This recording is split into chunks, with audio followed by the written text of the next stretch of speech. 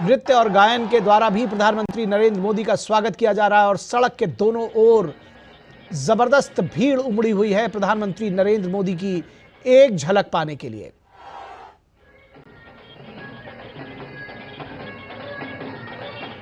तो ढोल ताशे बाजे गाजे के साथ में प्रधानमंत्री नरेंद्र मोदी का स्वागत पुष्प वर्षा करते हुए लोग और साथ ही साथ सांस्कृतिक कार्यक्रम नृत्य और गायन के जरिए भी प्रधानमंत्री नरेंद्र मोदी का स्वागत किया जा रहा है। बड़ी संख्या में बहुत बड़ी भीड़ उमड़ी है। ये आप तस्वीरें देखिए किस तरह से सड़क के दोनों ओर खचाखच भरे हुए हैं लोग। तिल रखने की जगह जिसको कहते हैं कि नहीं मिल रही है और जबरदस्त भीड़ उमड़ी हुई है प्रधानमंत्री नरेंद्र मोदी के स्वागत के लिए। गाजियाबाद में प्रत्याशी अतुल गर्ग के समर्थन में ये रोड शो कर रहे हैं प्रधानमंत्री नरेंद्र मोदी। साथ में उत्तर प्रदेश के मुख्यमंत्री योगी आदित्यनाथ भी मौजूद हैं।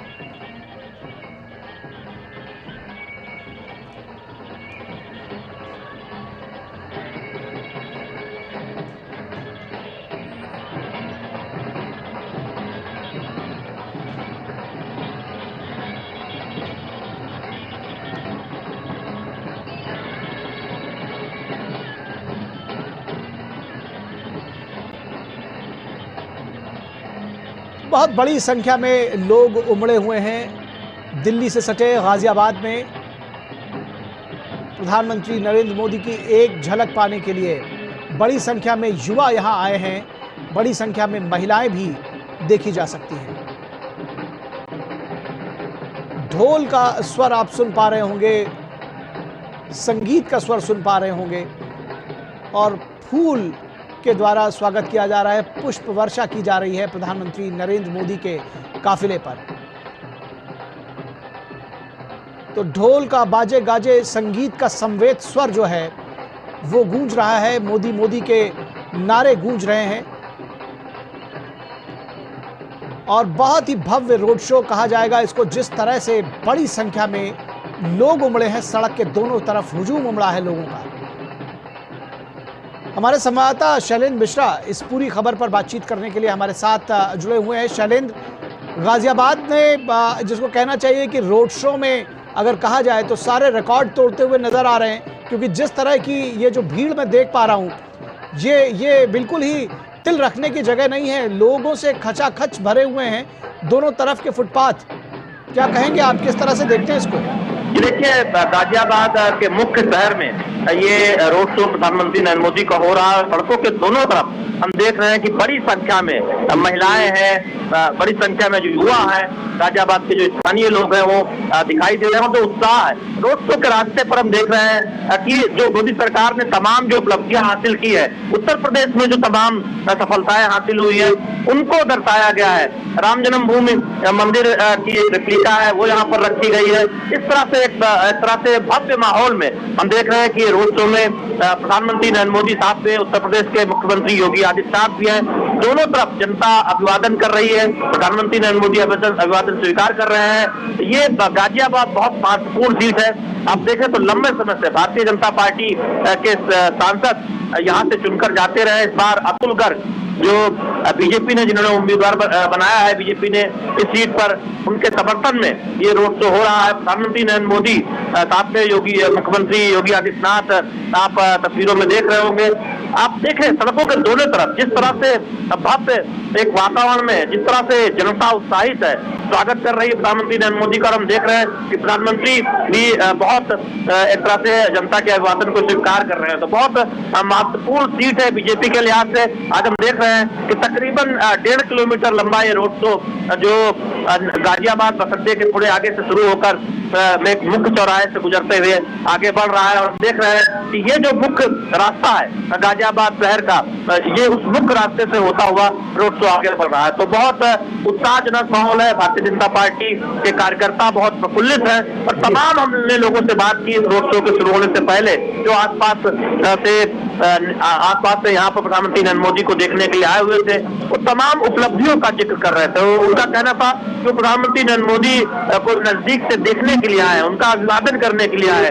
तो ये उत्साह दिखाता है। इस तरह से न केवल भारतीय जनता पार्टी के कार्यकर्ताओं में उत्साह है बल्कि आम लोगों में भी उत्साह है। जी, निश्चित तौर पर निशांत राय हमारे संवाददाता, हमारे सहयोगी, वो भी हमारे साथ जुड़े हुए हैं। निशांत, अगर हम पश्चिमी उत्तर प्रदेश की बात करें, शहरी सीटों की बात करें, गाजियाबाद की बात करें, किस तरह से उल्लेख करना चाहेंगे, बीजेपी के लिए कितना महत्व है इसका, इस सीट का, और प्रधानमंत्री का आगमन क्या दर्शाता है?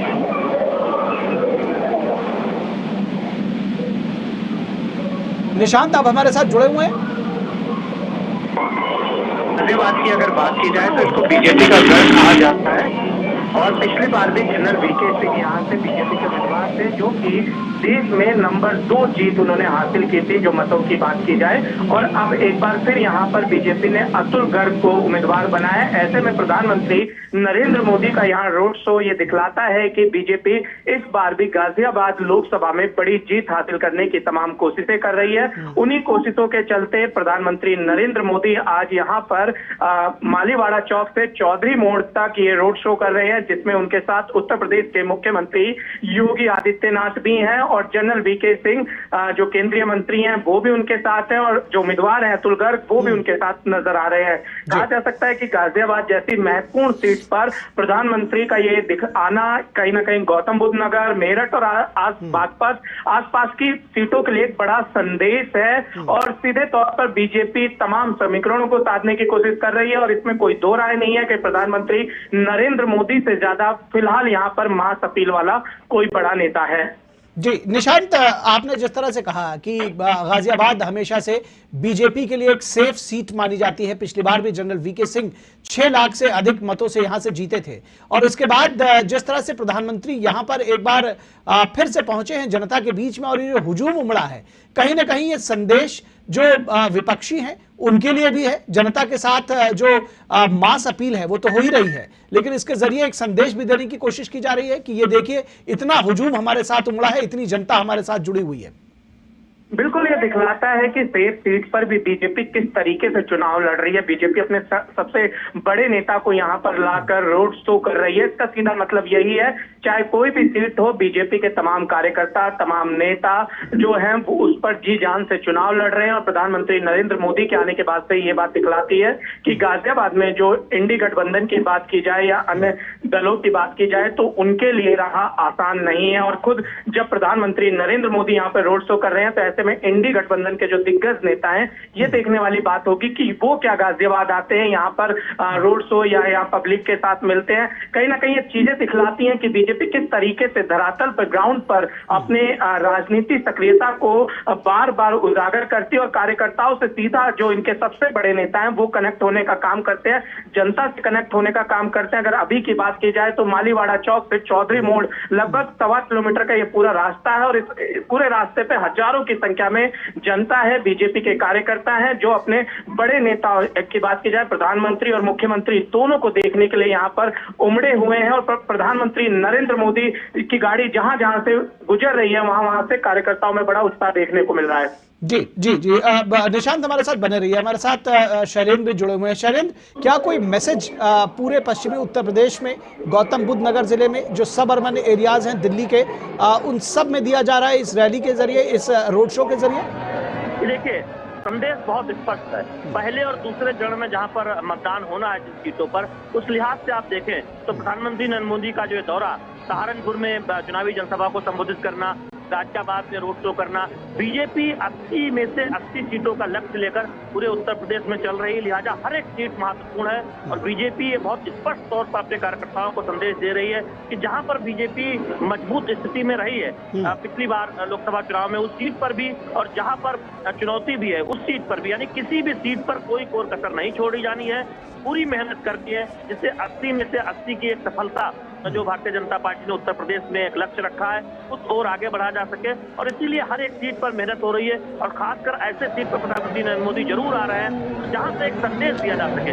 दिल्ली से सटा इलाका है गाजियाबाद, हम जानते हैं कि हाई प्रोफाइल सीट हमेशा से रही है। इससे पहले जनरल वीके सिंह, उससे पहले राजनाथ सिंह बीजेपी के कद्दावर नेता जो मौजूदा समय में रक्षा मंत्री हैं, वो जब राष्ट्रीय अध्यक्ष थे यहाँ से चुनाव उन्होंने लड़ा था। तो इस तरह से आप देखें कि बीजेपी की एक परंपरागत सीट रही है और बहुत एक तरह से मैसेज देने वाली भी सीट गाजियाबाद मानी जाती है। हम देखते हैं गाजियाबाद, गौतम बुद्ध नगर, बुलंदशहर, बगल में अगर आगे जाए मेरठ, ये वो सीटें हैं जहाँ अगर आप देखें 2014 हो 2019 हो बीजेपी को शानदार चुनावी सफलता हासिल हुई थी और बीजेपी वही सफलता इन सीटों पर दोहराना चाहती है। और ये एक संदेश सहारनपुर में हमने दिखा चुनावी जनसभा से, और अब जब हम गाजियाबाद के मुख्य शहर में प्रधानमंत्री नरेंद्र मोदी का रोड शो देख रहे हैं तो निश्चित तौर पर एक संदेश जाता है बीजेपी कार्यकर्ताओं को कि कोई कोर कसर नहीं छोड़िए। जहां पर आपने बड़े मार्जिन से पिछला चुनाव जीता था उस मार्जिन को किस तरह से आगे बढ़ाना है, एक लक्ष्य रखा गया है। 370 मत हर पोलिंग बूथ पर ज्यादा लाना है, ये बीजेपी का मत लक्ष्य है। तो बीजेपी उस और आगे पर मेहनत रही है जहाँ पर पहले से ही मजबूत स्थिति में है या जहाँ पर चुनौतियां हैं। तो हम देख रहे हैं कि उस लिहाज से प्रधानमंत्री नरेंद्र मोदी जो दुनिया के सबसे लोकप्रिय नेता माने जाते हैं, बीजेपी के लिए सबसे बड़ा चेहरा है, वो आज यहाँ पर रोड शो करते नजर आ रहे हैं। जी, हम बने रहे हमारे साथ। निशांत, आपसे समझना चाहेंगे इस जो कहा जा रहा है कि इसके जरिए कई सारे संदेश भी दिए जा रहे हैं, पब्लिक के साथ कनेक्ट भी किया जा रहा है, उसमें कार्यकर्ताओं को उत्साहित करना भी एक मकसद जरूर होगा प्रधानमंत्री का और पार्टी का। एक दम भरेगा कार्यकर्ताओं में भी, इस चुनाव के लिए एक मैसेज जाएगा कार्यकर्ताओं के लिए भी कि वो भी कमर कस के तैयार हो जाए। देखिए, गाजियाबाद सीट की जब भी बात की जाती है तो बीजेपी के लिए आज से नहीं, जब बीजेपी शुरुआती दौर में संघर्ष कर रही थी तब से एक बेहद तेज सीट रही है। रमेश चंद्र तोमर यहाँ से 4 बार लोकसभा के सांसद रहे। अगर उनके बाद बात की जाए तो एक बार ये सीट कांग्रेस के खाते में गई थी, सुरेंद्र प्रकाश गोयल, और उसके बाद फिर बीजेपी के पूर्व राष्ट्रीय अध्यक्ष और केंद्रीय रक्षा मंत्री राजनाथ सिंह 2009 में यहाँ से सांसद बने। 2014 में जनरल वीके सिंह ने एक बड़ी जीत हासिल करी। 2019 में जनरल वीके सिंह ने देश में दूसरी सबसे बड़ी जीत हासिल करी। तो ये कहा जा सकता है कि बीजेपी के लिए गाजियाबाद सेफ सीट है, लेकिन उसके बावजूद अगर प्रधानमंत्री नरेंद्र मोदी यहाँ पर आते हैं, मुख्यमंत्री योगी आदित्यनाथ उनके साथ आते हैं, तो ये जरूर दिखलाता है कि निचले स्तर के कार्यकर्ता से किस तरीके से बीजेपी का शीर्ष नेतृत्व खुद को कनेक्ट कर रहा है उस सीट पर जहां पर अत्यधिक मेहनत करने की जरूरत नहीं है। सीधा मैसेज ये है कि बीजेपी को बहुत बड़ी जीत चाहिए और जो 80 के टारगेट की बात की जा रही है वो 80 का टारगेट किसी भी तरीके से अचीव होना चाहिए। और अगर इस रोड शो की बात करें तो इसका असर केवल गाजियाबाद में नहीं होगा, क्योंकि गाजियाबाद की अगर बात की जाए जहां पे रोड शो किया जा रहा है मेन मार्केट के पास किया जा रहा है, और यहाँ पर बागपत की बात की जाए, हापुड़ की बात की जाए, इसके अलावा अन्य आसपास के गौतम बुद्ध नगर जिलों की बात की जाए तो लोग यहाँ पर शॉपिंग करने आते हैं, उनकी दुकानें हैं, तो उसका असर इन आसपास की सीटों पर भी साफ तौर पर पड़ेगा जो प्रधानमंत्री नरेंद्र मोदी यहाँ पर आए हैं। जी, निश्चित तौर पर हालांकि ये जो हुजूम उमड़ा है, ये जो भीड़ है, ये बहुत कुछ कहने के लिए काफ़ी है। बावजूद उसके एक रिपोर्टर के तौर पर आपने तमाम लोगों से वहाँ बातचीत की होगी इस कवरेज के दौरान, क्या कुछ कहना है आम लोगों का, क्या रिएक्शन है उनका इस भीड़ पर, इस हुजूम पर और प्रधानमंत्री नरेंद्र मोदी और योगी आदित्यनाथ के आगमन पर? देखिए, अगर बात की जाए तो यहाँ पर जो तापमान है वो दोपहर 3 बजे से यहाँ भीड़ लगनी शुरू हो गई थी। गर्मी काफी ज्यादा थी, उसके बावजूद जनता अपने नेता को देखने के लिए यहाँ सड़कों पर खड़ी थी। और जब हमने उनसे बातचीत की कि इतनी धूप में चाहे महिलाएं हों, चाहे बच्चे हों, चाहे बड़े हों, चाहे बुजुर्ग हों, सभी लोग आए थे। सबका यही कहना है कि प्रधानमंत्री नरेंद्र मोदी को देखना है। और जिस तरीके से तमाम कार्य किए हैं उन्होंने अपने 10 साल के टेन्योर में, कहीं ना कहीं उन कार्यों को अगर बात की जाए, यहाँ पर मालीवाड़ा चौक पर राम मंदिर की बड़ी जो प्रतिलिपि एक तरीके से दर्शाई गई थी, जगह जगह पर जो केंद्र सरकार के काम थे उनकी योजनाओं का बखान किया गया था। तो कहीं ना कहीं जनता को कामों के माध्यम से, विकास योजनाओं के माध्यम से जोड़ने की कोशिश थी और जनता जुड़ती हुई भी नजर आ रही थी जब हमारी उनसे बात हुई। जी, इस भीड़ में हमने निशांत आरएलडी के झंडे भी देखे, तो ये माना जाए कि जो गठबंधन है वो नीचे जनता तक पहुंचा है और सही तरीके से, जिसको कहना चाहिए कि आम जो कार्यकर्ता हैं वो भी मिलकर चुनाव लड़ रहे हैं। देखिए बिल्कुल, जहां तक आरएलडी गठबंधन की बात की जाए तो आरएलडी का सबसे ज्यादा असर पश्चिमी उत्तर प्रदेश में होता है और गाजियाबाद, गौतम बुद्ध नगर, बागपत, इसके अलावा बात की जाए मेरठ, मुजफ्फरनगर, इन तमाम सीटों पर उसका बड़ा जो वोटर हैं वो यहाँ पर मौजूद है। गाजियाबाद में बात की जाए तो आरएलडी के जिला अध्यक्ष यहाँ पर दोपहर से ही मौजूद थे और आरएलडी के तमाम कार्यकर्ता यहाँ पर मौजूद थे और सबकी कोशिश थी कि जिस तरीके से प्रधानमंत्री नरेंद्र मोदी यहाँ रोड शो करेंगे तो उनका सब मिलजुल कर स्वागत करेंगे। और जो गठबंधन जिस तरीके से धरातल पर उतरता हुआ नजर आया है, चाहे इस रोड शो की बात न की जाए, इससे पहले भी प्रधानमंत्री ने जो मेरठ में रैली की थी या आज जो अलग अलग जगहों पर रैली की, वहां अच्छी खासी संख्या में जो आरएलडी के कार्यकर्ता टोपी और झंडे लगाए नजर आ रहे थे। जी जी जी, निश्चित तौर से। शैलेंद्र, आपसे अगर पश्चिमी उत्तर प्रदेश की सियासत को समझने की कोशिश करें, किस तरह से गाजियाबाद एक कहीं न कहीं जिसको कहते हैं कि टेम्पो सेट करेगा बाकी पश्चिमी उत्तर प्रदेश के लिए जब इस रोड शो की बात होगी, जब इस भीड़ की बात होगी?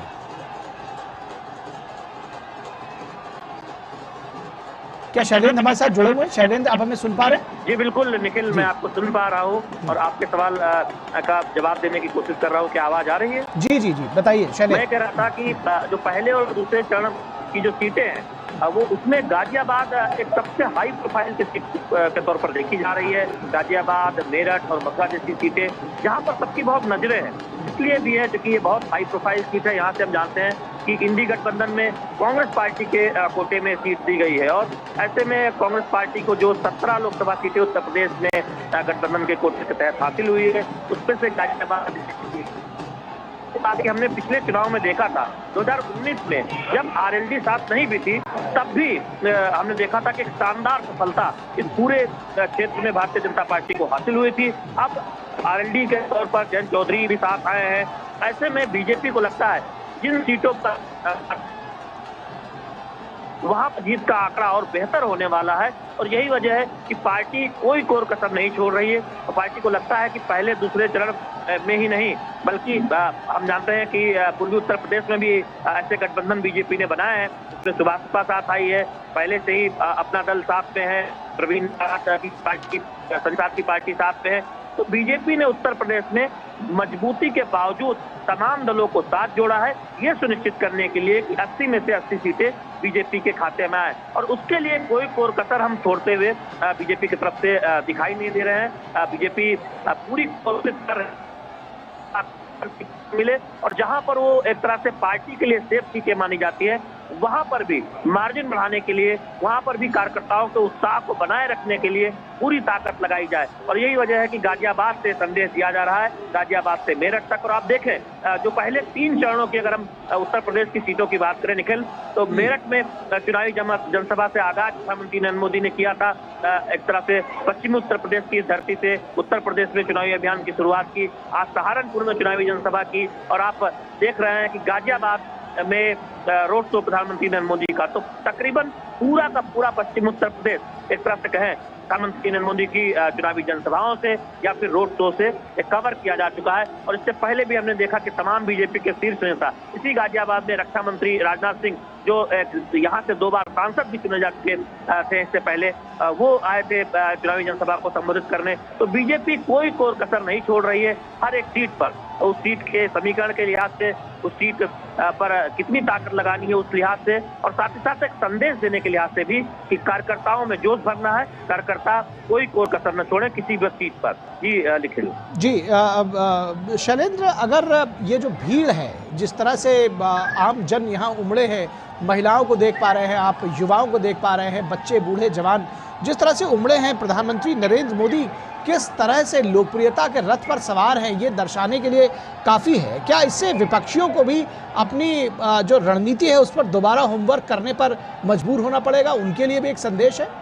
निखिल देखिए, इस बात को विपक्षी दल भी मानते हैं कि प्रधानमंत्री नरेंद्र मोदी एक लोकप्रिय चेहरा है और बीजेपी के सबसे बड़े चेहरे के तौर पर बहुत चुनावी जनसभाएं करते हैं और उनकी जनसभाओं में, उनके रोड शो में जिस तरह की भीड़ दिखाई देती है और भीड़ का जो एक रिस्पांस दिखाई देता है, अपने नेता से जो कनेक्ट दिखाई देता है, वो दिखाता है कि कितना कनेक्ट प्रधानमंत्री नरेंद्र मोदी का आम लोगों के साथ है। आप इस भीड़ में देखें, ये ज्यादातर स्थानीय लोग हैं, इसमें महिलाएं बड़ी संख्या में हैं। हमने एक ऐसे बुजुर्ग से बात की जो इलाज के लिए यहाँ कुछ एक अस्पताल में आए हुए थे, उनका इलाज हो चुका था, वापस जा से उन पूछा तो यहाँ पर रुके हुए उन्होंने कहा कि दरअसल मुझे पता चला कि यहाँ प्रधानमंत्री नरेंद्र मोदी का रोड शो होने वाला है, इसलिए वो यहाँ रुक गए हैं। बहुत प्रसन्नचित थे कि तमाम योजनाओं के जरिए उन जैसे बुजुर्ग को भी लाभ काफी हुआ है। तो आप इस तरह के भी लोग जिनको किसी योजना से लाभ हुआ है, प्रधानमंत्री नरेंद्र मोदी की अगुवाई में जो कल्याणकारी योजनाएं हैं उससे लाभ हुआ है, वो लाभार्थी वर्ग वो भी दिखाई देता है बड़ी संख्या में। और शायद 2014 के बाद 2019 में जो जीत हासिल हुई और तमाम विधानसभा चुनाव में जो जीत हासिल हुई, उसमें एक फैक्टर के तौर पर देखा भी जा रहा है कि जो एक नया लाभार्थी वर्ग तैयार हुआ है प्रधानमंत्री नरेंद्र मोदी की कल्याणकारी योजनाओं से प्रभावित होकर, उसने बीजेपी के वोट बैंक को बढ़ाने का काम किया है। और यही वजह है कि बीजेपी अपने मत प्रतिशत के आंकड़े को और आगे ले जाना चाहती है और 50% से ज्यादा मत का एक टारगेट रखा गया है। और जहां पर 50% मत पहले ही हासिल किए जा चुके हैं, वहां पर उसे 60% तक ले जाने का लक्ष्य है। तो एक पार्टी के तौर पर ये बहुत महत्वाकांक्षी लक्ष्य है, लेकिन बीजेपी को लगता है कि इसमें ज्यादा चुनौती नहीं आएगी और पार्टी के राजनीतिक दल के तौर पर बीजेपी कोई कोर कसर नहीं छोड़ रही है अपने उस टारगेट को पूरा करने के लिए। इसीलिए हम देखते हैं कि पन्ना प्रमुख के साथ संवाद हो रहा है। प्रधानमंत्री नरेंद्र मोदी वीडियो कॉन्फ्रेंसिंग के जरिए देश भर के जो बूथ कार्यकर्ता हैं उनके साथ समय समय पर संवाद करते रहते हैं। पन्ना प्रमुख और बूथ प्रमुख से सीधे राष्ट्रीय स्तर पर नेताओं का संवाद होता है और ये सुनिश्चित करने की कोशिश की जा रही है कि हर बूथ पर 370 वोट कैसे ज्यादा हो, भारतीय जनता पार्टी के समर्थन में ज्यादा आए 2019 के मुकाबले, उस पर काम किया जाए। तो इस तरह की चुनावी जनसभाओं में, रोड शो में वो भीड़ दिखाई भी देती है, वो रिस्पांस दिखाई देता है जो प्रधानमंत्री नरेंद्र मोदी के प्रति जनता के प्रेम को दर्शाता है। प्रधानमंत्री नरेंद्र मोदी भी कोई कोर कसर नहीं छोड़ते जनता से संवाद करने में, उनका अभिवादन स्वीकार करने में। और ये तस्वीरें आपको दिख भी रही होंगी जहां हर वर्ग के लोग हैं, महिलाएं हैं बड़ी संख्या में, युवा हैं, आसपास के व्यापारी हैं, जो गाजियाबाद के मुख्य शहर से ये रोड शो होकर गुजर रहा है, तो हमें आसपास के व्यापारी भी बड़ी संख्या में दिखाई दे रहे हैं। जी निश्चित तौर पर निशांत भी हमारे साथ जुड़े हुए हैं। निशांत, जब हम उम्मीदवारों के चयन की बात करते हैं, पहले ही चरण में जिस तरह से नाम दिए गए तमाम उम्मीदवारों के, एक बड़ी संख्या में 51 उम्मीदवारों के नाम दिए गए उत्तर प्रदेश जैसे बड़े राज्य में, स्थानीय उम्मीदवारों को मौका देना, अगर गाजियाबाद सीट की बात करें, राजनाथ सिंह और जनरल वीके सिंह जैसे बड़े चेहरे यहाँ पर न सिर्फ चुनाव जीत चुके थे बल्कि कंफर्टेबल मार्जिन और बड़ी मार्जिन के साथ उन्होंने जीत दर्ज की थी। क्या ये एक रणनीति है बीजेपी की? क्या साधारण कार्यकर्ताओं के लिए भी ये एक संदेश है कि किसी भी कार्यकर्ता को चुनाव लड़ा सकती है बीजेपी? निश्चित तौर पर देखिए, बीजेपी ने समय समय पर इस तरीके का संदेश दिया है। हमने पहले लोकसभा चुनाव से पहले बात करें तो 3 राज्यों के मुख्यमंत्रियों की चयन प्रक्रिया एक तरीके से मीडिया से लेकर तमाम बुद्धिजीवों के लिए एक बड़ा झटका थी। जो अनुमान लगाए जा रहे थे, अनुमान पूरी तरीके से टूट चुके थे। इसी तरीके से गाजियाबाद में इस बार बीजेपी ने यहाँ के शहर विधानसभा के विधायक अतुल गर्ग को मौका दिया। और आपको बताएं कि ये जो रोड शो हो रहा है वो शहर विधानसभा में ही पड़ता है, तो जाहिर सी बात है कहीं ना कहीं बीजेपी ये मैसेज दे रही है कि किस तरीके से आम कार्यकर्ता को बड़ा पद दिया जा सकता है। और अतुल गर्ग की बात की जाए तो उनके राजनीतिक इतिहास रहा है गाजियाबाद में। उनके पिता दिनेश चंद्र गर्ग गाजियाबाद के पहले मेयर रहे हैं, बीजेपी से ही वो मेयर बने थे। और उसके बाद अतुल गर्ग जो है यहाँ पर पहले भी चुनाव लड़ चुके थे विधायक का, और एक बार फिर यहाँ पर अतुल गर्ग जो है शहर विधानसभा से विधायक है। तो इसका सीधा मतलब यही है कि आम कार्यकर्ताओं को किस तरीके से आगे बढ़ाना है ये पार्टी सुनिश्चित कर रही है। और जो सीट बहुत वीआईपी सीट मानी जाती थी गाजियाबाद, उस सीट पर आम कार्यकर्ताओं को ये मैसेज दिया है पार्टी ने कि कोई भी वीआईपी नहीं है। जो पार्टी की सेवा करेगा, जो संगठन के हिसाब से चलेगा, उसको पार्टी मौका देगी। और अतुल गर्ग को ये मौका देकर पार्टी ने संदेश को स्पष्ट कर दिया है। जी, मुझे आप लगातार खासतौर पर पश्चिमी उत्तर प्रदेश और गाजियाबाद की सीट पर नजर रखते रहे निशांत। गाजियाबाद में पार्टी की रणनीति के तहत ही प्रधानमंत्री यहाँ पर रैली, ये एक रोड शो कर रहे हैं। किस तरह से इस रणनीति को आगे बढ़ाएंगे और क्या कुछ आपको लगता है कि रणनीति होगी इन चुनावों में बीजेपी की? देखिए, जहां तक पश्चिमी उत्तर प्रदेश की बात की जाए तो पश्चिमी उत्तर प्रदेश में अगर विधानसभा चुनाव को नतीजे देखें तो बीजेपी के पक्ष में काफी अच्छा माहौल था 2022 के चुनाव में। और ऐसे में बीजेपी से 2024 में और मजबूती के साथ आगे लाना चाहती है, जिसके चलते बीजेपी ने आरएलडी के साथ गठबंधन किया, खासकर उन सीटों के लिए जहां पर पिछली बार बीजेपी को काफी मशक्कत करनी पड़ी, हार का सामना करना पड़ा। मुरादाबाद की बात की जाए, अमरोहा की बात की जाए, तो सहारनपुर की बात की जाए, तो ये सीटें थी जहां पर बीजेपी को नुकसान हुआ, लेकिन आरएलडी के अब साथ आ जाने के बाद बीजेपी को उम्मीद है कि पश्चिमी उत्तर प्रदेश इस बार पार्टी क्लीन स्वीप कर सकती है, क्योंकि एक खास जो जाति थी वो नाराज बताई जा रही थी। लेकिन इस बार जब आरएलडी का गठबंधन बीजेपी के साथ हो जाता है पश्चिमी उत्तर प्रदेश में, तो उसका बड़ा असर देखने को मिलेगा। और खुद प्रधानमंत्री नरेंद्र मोदी ने जब कमान संभाली है, मैंने पहले भी कहा कि देश में उनसे बड़ा कोई मास अपील वाला लीडर नहीं है। ऐसे में प्रधानमंत्री कहीं पे रैली कर रहे हैं, कहीं पे रोड शो कर रहे हैं, और खुद मुख्यमंत्री योगी आदित्यनाथ भी लगातार पश्चिमी उत्तर प्रदेश के दौरे पर हैं। मुद्दों की बात की जाए तो यहाँ पर मुजफ्फरनगर के बाद से लॉ एंड ऑर्डर एक बड़ा मसला रहा है, लेकिन बीजेपी की सरकार जब 2017 के बाद से बनी तो स्पष्ट रूप से दिखा कि यूपी में लॉ एंड ऑर्डर को लेकर काफी सख्ताई की गई, और उसका असर 2022 के चुनाव में मिला। और 2024 में जब पार्टी पूरी तैयारी के साथ बूथ पर मजबूती के साथ खड़ी है, तो इसका असर जो है चुनाव के नतीजों में साफ तौर पर देखने को मिलेगा। इंडी गठबंधन बेहद परेशान है। हमने देखा है कि किस तरीके से पश्चिमी उत्तर प्रदेश में लगातार अखिलेश यादव अपने कैंडिडेट बदल रहे हैं, और अभी तक वो बात की जाए तो लगातार हर सीट पे कहीं ना कहीं कैंडिडेट को लेकर परेशानियों का सामना करना पड़ रहा है। दूसरी तरफ बीजेपी अपने बूथ मैनेजमेंट के दम पर एक एक बूथ पर पहुंच चुकी है, और प्रधानमंत्री नरेंद्र मोदी अब यहाँ पर नेतृत्व करने की जिम्मेदारी संभाल चुके हैं। जी निशांत, जो आपने मुद्दों की बात कही, जो राष्ट्रीय मुद्दे हैं जिनको लेकर के बीजेपी पूरे देश भर में जा रही है वर्सेस जो स्थानीय मुद्दे हैं,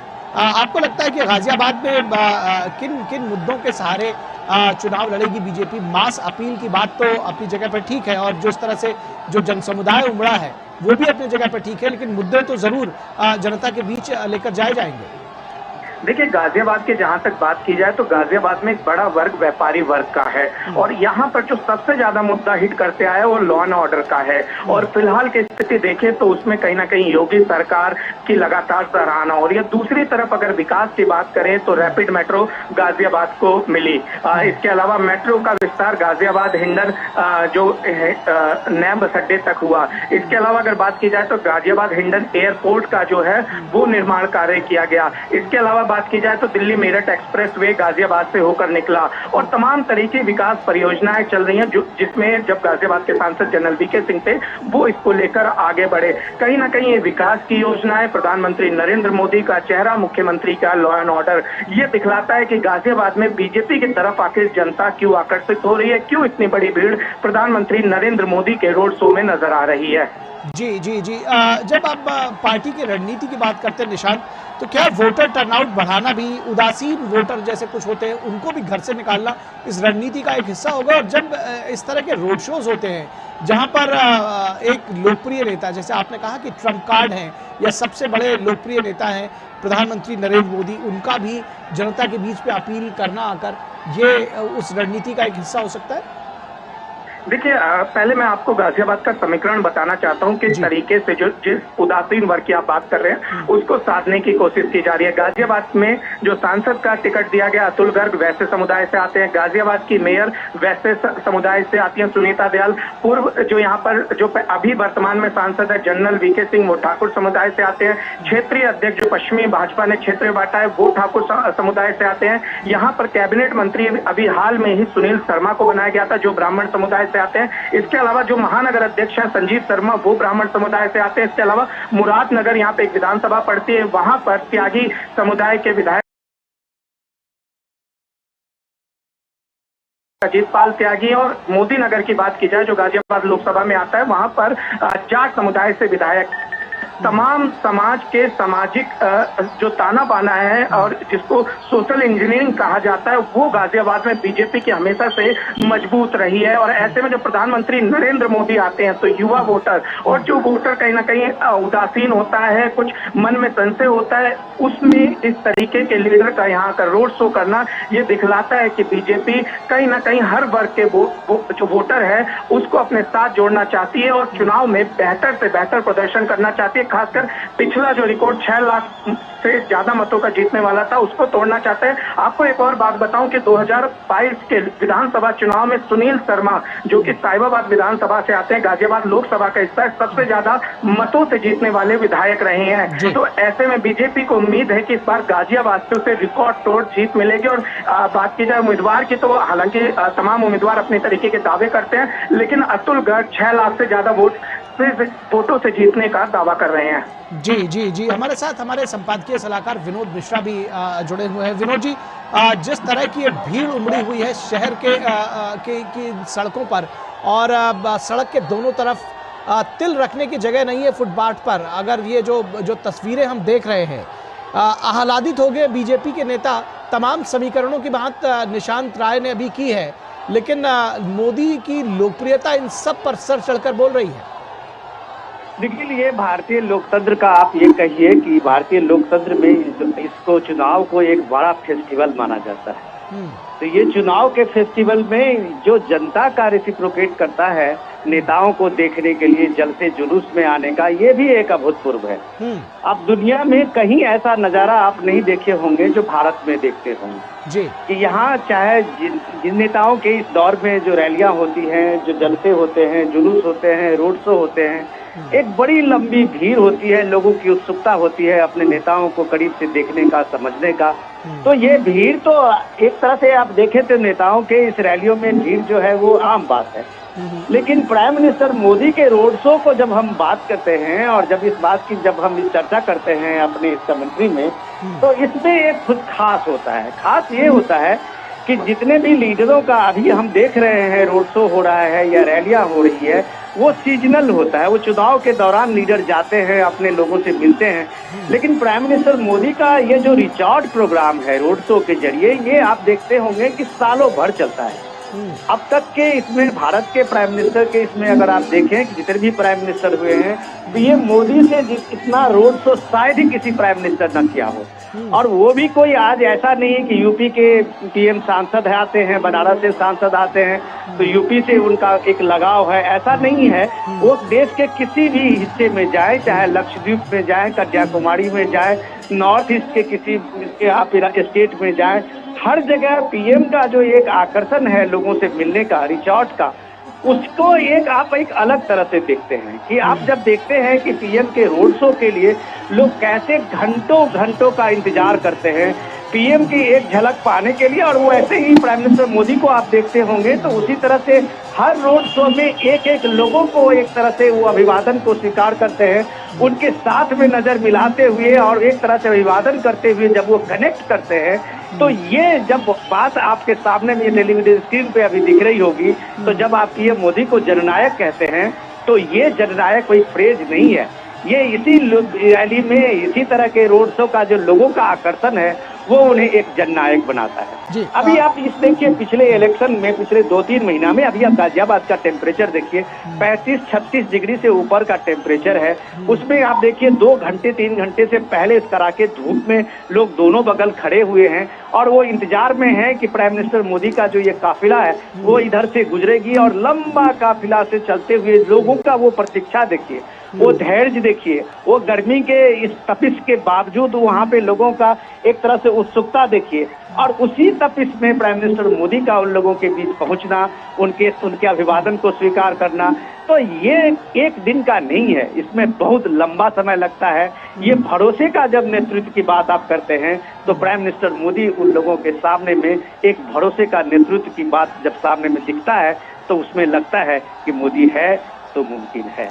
निश्चित तौर पर यह भरोसा जीतने में वक्त लगा है, आपने बिल्कुल ठीक कहा। और एक दिन में ये भरोसा नहीं बना है। पिछले 10 वर्षों का जो कार्यकाल है, जो उपलब्धियां हैं, वो निश्चित तौर पर बीजेपी जनता के बीच में रख रही है। और जैसा कि हमारे दोनों संवाददाता सहयोगी कह रहे थे कि प्रधानमंत्री मोदी के रूप में एक तुरुप का इक्का बीजेपी के पास है। आपने कहा कि रोड शोज पहले भी होते थे, लेकिन जो एक कहा जाए कि एक नया ट्रेंड बनाया है पीएम मोदी ने, सबसे ज़्यादा अब वो रोड शोज भी कई बार करते हैं। आप देखते होंगे कि रैलियों पर पहले नेता ज़्यादा भरोसा करते थे, लेकिन जनता के साथ सीधा कनेक्ट करने का ये जो तरीका है, ये शायद ज़्यादा मुफीद है नेताओं के लिए। और प्रधानमंत्री मोदी ने एक नया ट्रेंड सेट किया है। डेफिनेटली आप ये मानिए कि उत्तर से दक्षिण, पूरब से पश्चिम, ये देश में इंदिरा गांधी के बाद आप कह सकते हैं कि 30-40 साल के बाद देश को एक राष्ट्रीय नेता के रूप में प्राइम मिनिस्टर मोदी लोगों के सामने में है। चाहे वो प्राइम मिनिस्टर अंडमान निकोबार के द्वीप समूह में जाके रैली करे या गाजियाबाद जैसे बनारस में के शहर में करे रैली, हर लोगों को एक बार ये रहता है कि मोदी का एक झलक देखने का। और वो इसलिए रहता है कि ये जो मोदी का आकर्षण है, ये आप इस टेलीविजन के आकर्षण से या प्राइम मिनिस्टर मोदी के लगातार भाषणों से नहीं है। प्राइम मिनिस्टर मोदी ने इतने वर्षों में जो लोगों के, आम लोगों के जिंदगी में जो बदलाव लाया है, जो बदलाव लोगों ने करीब से देखा है, शहरों की जो बदलते हुए तस्वीर को लोगों ने देखा है, तो जाहिर सी बात है उसका एक आकर्षण अपने नेतृत्व को लेके होता है कि इस नेतृत्व ने इस दौर में एक परिवर्तन किया कि एक झांकी हमारे सामने में दिखाया। जब से प्राइम मिनिस्टर कहते हैं कि ये जो विकास आप देख रहे हैं ये एक ट्रेलर है, बाकी झांकी तो अभी बाकी है, तो शायद लोगों को यकीन होता है कि उसने करके दिखाया है। ये सिर्फ हवाई बातें नहीं है जो आपको मैनिफेस्टो में अपने डेवलपमेंट के प्लान को गिनाते हैं, फ्रीबी के एजेंडे को गिनाते हैं। मोदी के सामने में ये चीज तो है कि वो ये बात कह के, ये बात अपना जो रिपोर्ट कार्ड है लोगों के सामने में रखते हैं और मजबूती से रखते हैं, तो लोग डेफिनेटली उस बात में यकीन करते हैं, उसमें भरोसा करते हैं। और यही यकीन जो है, यही भरोसा जो है, लोगों को घरों से खींच के इस तपिश में, इस भारी गर्मी में भी रोड पे आप देख रहे हैं कि दोनों बगल के किनारे में लोगों का जो उत्साह है, लोगों के जो उत्सुकता है कि प्राइम मिनिस्टर मोदी को अपने करीब में पाने का, लोगों की जो उत्सुकता है कि एक झलक मोदी को देखने का, तो ये झलक बनाने में किसी नेता को बरसों लग जाते हैं, जो मोदी ने इन 10 सालों में बनाया है। जी, निश्चित तौर पर बरसों लग जाते हैं जो प्रधानमंत्री मोदी ने बनाया है। और आप जिसका जिक्र कर रहे थे, अपने अपने घरों की छतों से, दुकानों में, जिसको कहते हैं वो देशज भाषा में कहता हूँ कि ठसे हुए और ज़बरदस्त तरीके से जो लोग एक दूसरे के ऊपर चढ़े हुए दिख रहे हैं, ये लोकप्रियता का एक पैमाना है प्रधानमंत्री नरेंद्र मोदी का। और जिस तरह से विनोद जी आप कह रहे थे कि पूरब, पश्चिम, उत्तर, दक्षिण देश के किसी भी कोने में, ये सिर्फ गाजियाबाद शहर की बात नहीं है। और गाजियाबाद, जैसा कि लगातार हमारे दोनों सहयोगी संवाददाता ये कह रहे हैं कि सेफ सीट है बीजेपी के लिए, लोकप्रियता का पैमाना प्रधानमंत्री का यहाँ पर देखा जा सकता है। शैलेंद्र मिश्रा हमारे साथ जुड़े हुए हैं, हमारे सहयोगी। युवाओं के साथ साथ शैलेंद्र, हम देख रहे हैं कि अब एक नया ट्रेंड है और ख़ासतौर पर पीएम मोदी की सभाओं में महिलाएं भी खूब बड़ी संख्या में जुट रही हैं। क्या संदेश इससे उपजता है? क्या क्या क्या आपको लगता है इसकी वजह? देखिए, बीते 10 वर्षों में हम देख रहे हैं कि प्रधानमंत्री नरेंद्र मोदी ने महिलाओं को सशक्त बनाने के लिए तमाम काम किए हैं और उसकी एक झलक आप अब चुनावी जनसभाओं में, रोड शो में दिखते हैं, जब बड़ी संख्या में महिलाओं की भागीदारी होती है। आमतौर पर देखें, केंद्रीय योजनाओं में प्रधानमंत्री नरेंद्र मोदी के आने के बाद इस बात पर ध्यान दिया गया है कि महिलाओं के नाम पर अब जो आवास, प्रधानमंत्री आवास आवंटित होता है वो घर की महिला मुखिया के नाम पे होता है, उससे उनको सशक्तिकरण करने का काम किया गया है। हम लखपति दीदी देख रहे हैं कि तमाम स्वयं सहायता समूह के जरिए महिलाओं को आत्मनिर्भर बनाने का काम किया जा रहा है।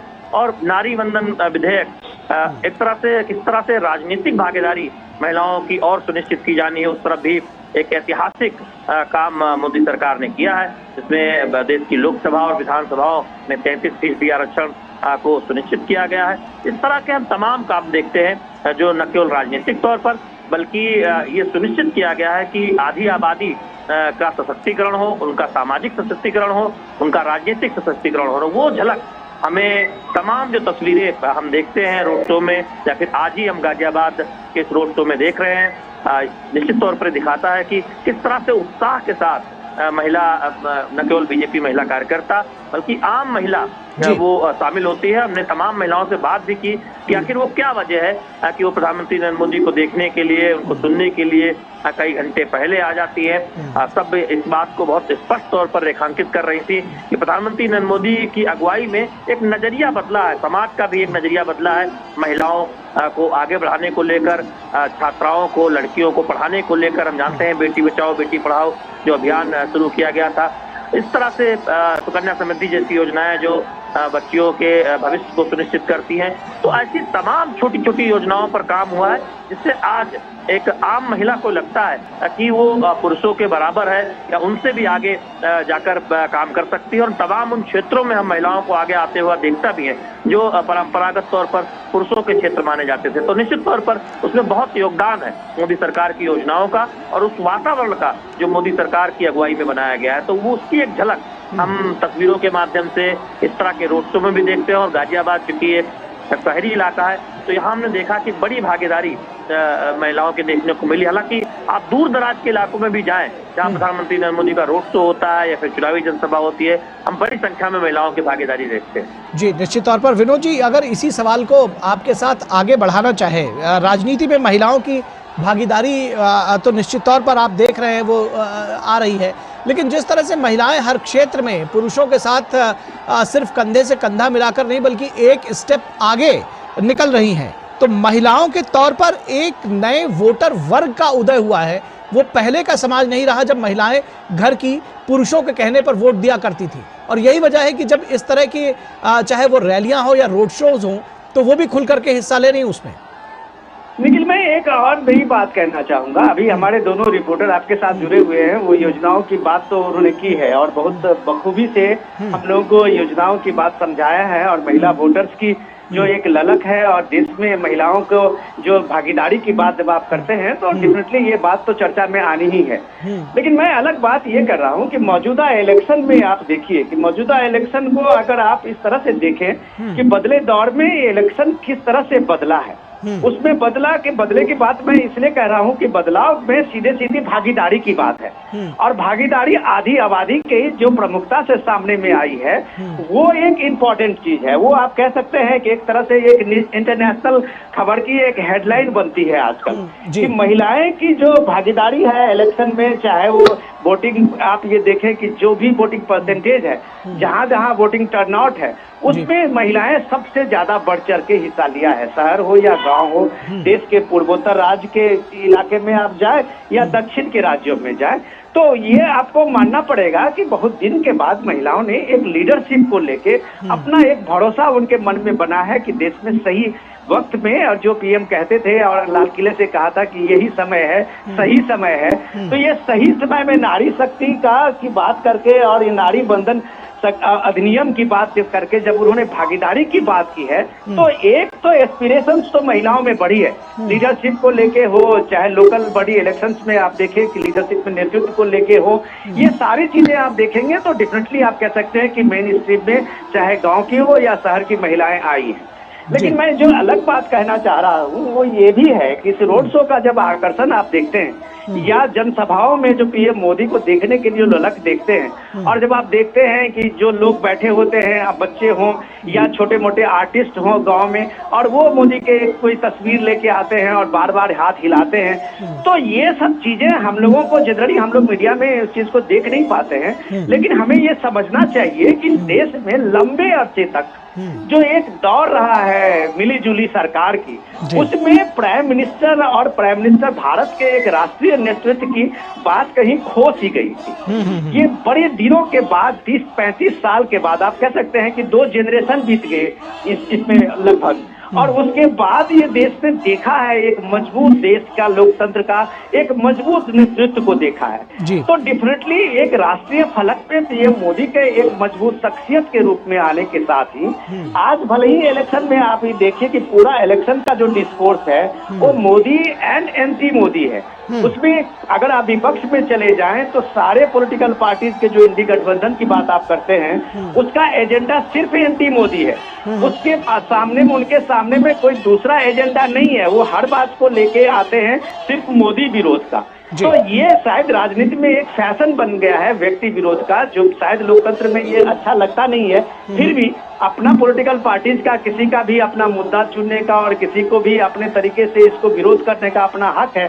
तो जितने भी अपोजिशन के लीडर हैं उनका अपना जो एजेंडा है वो भी सही, लेकिन सबसे बड़ी बात है कि जनता ने, कम से कम आम वोटर्स ने, आम मतदाताओं ने जिस तरीके से रेसिप्रोकेट किया है, जिस तरीके से ये आकर्षण दिखाया है, तो आप कह सकते हैं कि लोगों ने ही मजबूर किया है विपक्ष को एंटी मोदी का एक स्लोगन देने का। क्योंकि लोगों को लगता है कि पीएम के साथ में जो आकर्षण है आम लोगों का, आम लोगों में मतलब आप उसमें आधी आबादी से जोड़ लीजिए, उसमें सारे यूथ से जोड़ लीजिए, इन सारे लोगों का जो आकर्षण है, उनको लगता है कि यही आकर्षण, इतने बड़े आकर्षण के बीच में उनके सामने में शायद कोई बड़ा एजेंडा या बड़ा गारंटी या बड़ी कोई ऐसा न्याय योजना नहीं चल पाएगा। तो ये सीधे सीधे अटैक मोदी पे करते हैं, और जितनी बार अटैक करते हैं उतना लोगों का आकर्षण पीएम से बनता है। और वो एक रोड शो में जिस तरह से लोग आते हैं, तो आप ये बात यकीन मानिए कि लोग इसका जवाब उन्हीं को दे रहे हैं, विपक्ष को, जो इस बात के लिए साबित करना चाहते हैं एंटी मोदी का जो उनकी फिलॉसफी है, वो लोग आके सामने में खड़े होके कहते हैं मोदी है तो मुमकिन है। जी जी जी निशांत, इससे पहले ये देखने में आ रहा था कि अखबारों में, मीडिया में और चुनावों को लेकर बड़ी चर्चा हो रही थी, चौक चौबारों पर भी चर्चा हो रही थी, लेकिन फिर भी उसके बावजूद जनता के बीच में एक सन्नाटा सा था। आज प्रधानमंत्री नरेंद्र मोदी ने जो ये रोड शो किया है, उसके बाद गाजियाबाद, नोएडा जैसे शहरों में जो सबर्बन टाउन्स हैं दिल्ली के, वहां चुनावी पारा गर्म हो जाएगा। बिल्कुल, प्रधानमंत्री नरेंद्र मोदी के आने के बाद से ये तो तय है कि यहाँ पर अब चुनावी पारा गर्म हो चुका है। और प्रधानमंत्री के रोड शो में जिस तरीके से आम जनता में उत्साह देखा जा रहा है, बीजेपी के कार्यकर्ताओं से ज्यादा संख्या यहाँ आम जनता की है। जो तमाम मार्केट्स हैं, उनके जो दुकानदार हैं, जो वहां पर ग्राहक आए हैं, वो हो गए थे। और इन प्रधानमंत्री नरेंद्र मोदी का एक झलक पाने के लिए वो घंटों, जैसा कि मैंने पहले भी बताया कि तापमान यहाँ काफी ज्यादा था, धूप, खुली धूप थी, छत पर कोई भी ऐसी जगह नहीं थी जहां पर सर जो है वो छुपाया जा सके, धूप से बचा जा सके। उसके बावजूद अगर जनता 3 घंटे खड़े होकर किसी नेता का इंतजार कर रही है, जिसमें बड़ी संख्या में महिलाएं हैं, बच्चे हैं, बुजुर्ग हैं, ये दिखलाता है कि वो नेता कितना लोकप्रिय है। और उसकी लोकप्रियता का असर अब यहाँ पे रोड शो करने के बाद से नजर आने लगेगा। और इंडी गठबंधन को अब ये चिंता करना आवश्यक हो गया है कि जब नरेंद्र मोदी गाजियाबाद की सड़क पर जनता से कनेक्ट हो चुके हैं, तो ऐसे में इंडी गठबंधन के कौन से बड़े नेता गाजियाबाद आएंगे ताकि अपने पक्ष में वो माहौल बना सके। फिलहाल नरेंद्र मोदी इस पूरी महफिल को कह सकते हैं कि उन्होंने अपने दम पर जीत लिया है। और तमाम लोग उनके जाने के बाद से भी उनके जिंदाबाद के नारे यहाँ पर लगा रहे हैं, क्योंकि रोड शो में प्रधानमंत्री काफी आगे चले गए, लेकिन लगातार यहाँ प्रधानमंत्री नरेंद्र मोदी के जिंदाबाद के नारे जो है जनता में जा सकते हैं। जी शैलेंद्र, आगे भी इस तरह के रोड शोज प्रस्तावित हैं पहले चरण के लिए? जिस तरह का ये एक आगाज किया प्रधानमंत्री नरेंद्र मोदी ने आज गाजियाबाद से, और निशान बता रहे हैं कि काफिला गुजर जा रहा है प्रधानमंत्री का, उसके बावजूद जो लोग हैं वो जिंदाबाद के नारे लगाते हुए थक नहीं रहे हैं और महफिल लूट ली है प्रधानमंत्री नरेंद्र मोदी ने। निशांत का ऐसा कहना है। देखिए निखिल, निश्चित तौर पर बीजेपी की जो रणनीति है, उसमें पहले चरण में या दूसरे चरण में बीजेपी ये चाहती है, ये सुनिश्चित करना चाहती है कि कम से कम एक रोड शो जरूर उस राज्य में जहां पर पहले चरण में चुनाव हो रहा है वहां पर जरूर हो, और उस या फिर पहले या दूसरे चरण में जो लोकसभा सीटें जहां पर चुनाव संभावित है। तो उस लिहाज से हम देख रहे हैं कि उत्तर प्रदेश में आपने देखा कि मेरठ से चुनावी अभियान की शुरुआत हुई और गाजियाबाद में ये रोड शो देखने को मिला। हम आगे देखेंगे कि जहां पहले चरण में मतदान होना है वहां पर कुछ और रोड शो प्रधानमंत्री नरेंद्र मोदी को देखने को मिल सकते हैं, क्योंकि बीजेपी सुनिश्चित करना चाहती है कि सबसे लोकप्रिय नेता को, पार्टी के सबसे बड़े नेता को ज्यादा से ज्यादा जनता से वो संवाद कर सकें, जनता के बीच वो जा सकें। ऐसे समय में जब अब लोकसभा चुनाव हो रहा है, निश्चित तौर पर बीजेपी प्रधानमंत्री नरेंद्र मोदी के अधिक से अधिक दौरे जरूर चाहेगी कि प्रधानमंत्री ज्यादा से ज्यादा लोकसभा क्षेत्रों तक पहुंचे और जनता से संवाद करें। तो ये उसकी एक आप देखें रूपरेखा हम यहाँ गाजियाबाद में देखते हैं। जब सहारनपुर के बाद यहाँ पर रोड शो देखने को मिला, तो निश्चित तौर पर ये दिखाता है कि बीजेपी न कोई कोर कसर किसी भी राज्य में या किसी भी सीट को लेकर छोड़ना नहीं चाहती। और दूसरी बात यह है कि बीजेपी को ये बखूबी पता है कि प्रधानमंत्री नरेंद्र मोदी की अगुवाई में जो कुछ बदलाव देश में, उत्तर प्रदेश में दिखाई दे रहा है, उस बात का संदेश कैसे ज्यादा से ज्यादा मतदाताओं तक पहुंचाना है, उसके लिए ये जरूरी है कि बूथ स्तर तक पार्टी कार्यकर्ताओं को तो मोबिलाइज किया ही गया है, साथ ही साथ जहां तक हो सके प्रधानमंत्री नरेंद्र मोदी की ज्यादा से ज्यादा सभाएं, ज्यादा से ज्यादा रोड शो आयोजित किए जाए, उससे पार्टी को लाभ मिल सके। क्योंकि एक महत्वाकांक्षी लक्ष्य के साथ बीजेपी आगे बढ़ रही है। 2014 के मुकाबले हमने देखा 2019 में बीजेपी ने मत प्रतिशत में बढ़ोतरी की थी, सीटों संख्या में बढ़ोतरी की थी।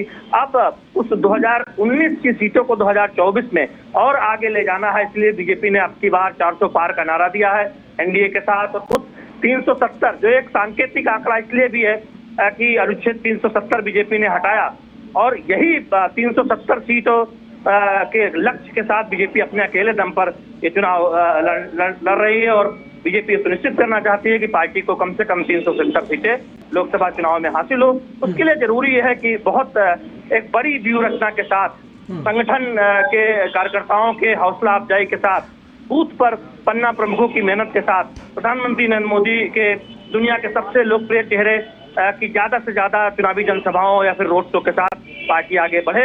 और इसीलिए 370 मत हर बूथ पे ज्यादा हो, उस पर बहुत फोकस किया गया है। क्योंकि बीजेपी सदैव से जानती है कि अगर किसी राज्य का चुनाव जीतना है या लोकसभा का चुनाव जीतना है तो बूथ जीतना बहुत जरूरी है। इसलिए बूथ अध्यक्षों पर, बूथ कार्यकर्ताओं पर बीजेपी अब बहुत फोकस करती है। और तमाम हमने देखा है कि टिकट वितरण में भी ये दिखा है कि पार्टी के आम कार्यकर्ताओं को जगह दी गई है, पार्टी के आम कार्यकर्ताओं को टिकट दिया गया है, जिससे एक संदेश जा सके कि बीजेपी विपक्षी दलों की तरह वो दल नहीं है जहां पर कुछ चंद परिवारों का कब्जा है। बीजेपी में एक आम कार्यकर्ता राष्ट्रीय अध्यक्ष बन जाता है, बीजेपी में एक आम परिवार का व्यक्ति प्रधानमंत्री के पद पर पहुंच जाता है और बीजेपी में एक आम कार्यकर्ता किसी भी बड़े से बड़े पद पर पहुंच सकता है, सांसद, विधायक, मंत्री बन सकता है। और इस बार के टिकट वितरण में भी हर राज्य में हम देख रहे हैं कुछ ऐसे चेहरे ऊपर लाए गए हैं, क्योंकि बीजेपी ये मानती है कि जो आज का वीआईपी है उसे कभी न कभी आगे बढ़ाया गया था संगठन के तौर पर। तो बीजेपी के लिए कार्यकर्ताओं को आगे लाना चुनावी राजनीति पर जहां तक संभव हो सकता है बीजेपी ये प्रयोग करती रहती है। हमने देखा था कि गुजरात विधानसभा में बड़े स्तर पर इस प्रयोग को किया गया था, उसके बहुत शानदार नतीजे देखने को मिले थे। उत्तर प्रदेश की विधानसभा चुनाव में भी जहां तक हो सका बीजेपी ने संगठन के